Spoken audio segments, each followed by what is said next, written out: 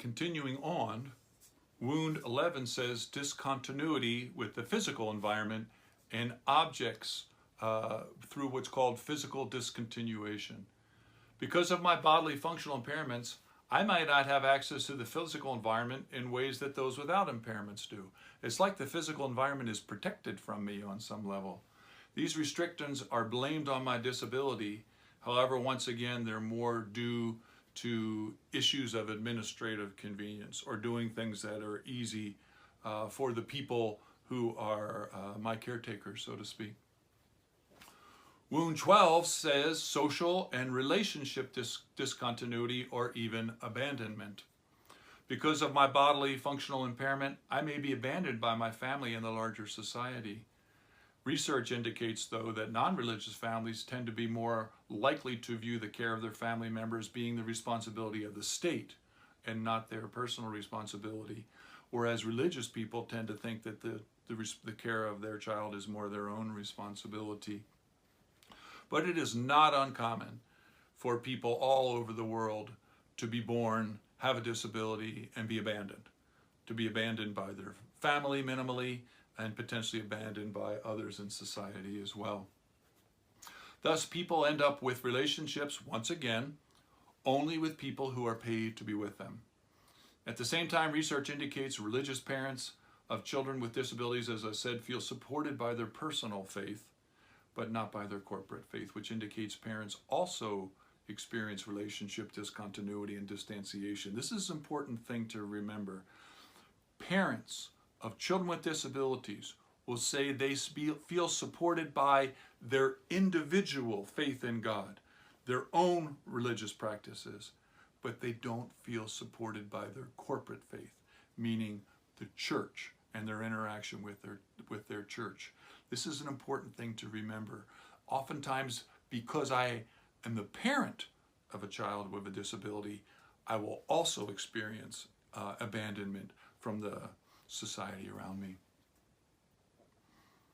Wound 13 talks about de-individualization or reducing humanness.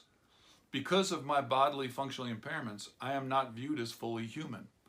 And because that, the level of my dependence and my functional limitations and the drain I am on society, then all kinds of negative things can happen to me, not the least of which is de-individualization.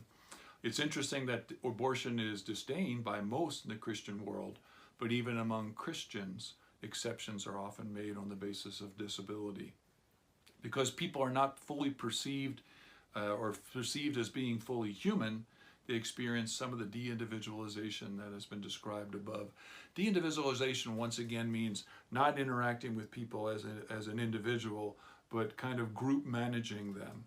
And so if I group manage you, you don't get individual choices. You don't get to live your life in a way you want to.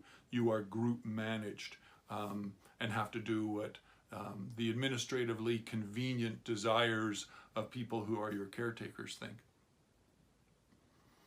And then wound 14 talks about involuntary material poverty, material financial exploitation. Because of my bodily and functional impairments, I should expect people to strip me of what I have and prevent me from acquiring things. After all, what does it imply if I'm a ward of the state?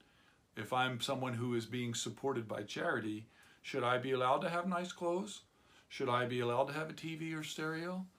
It's interesting that people with disabilities are the people in the world who are most living in poverty.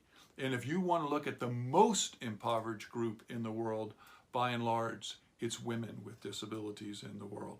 So once again, ministry. It's fascinating to think of this. If I'm engaging in a ministry to people with disabilities, I'm engaging in a ministry to people who are living in poverty.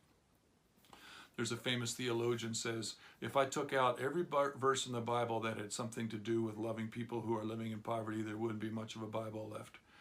The same kind of demands that relate to interacting with people or helping people in poverty absolutely relate to all people who live in poverty, including people with disabilities. We have to do a lot better than that in the way that we're interacting with our friends with disabilities who are living in poverty.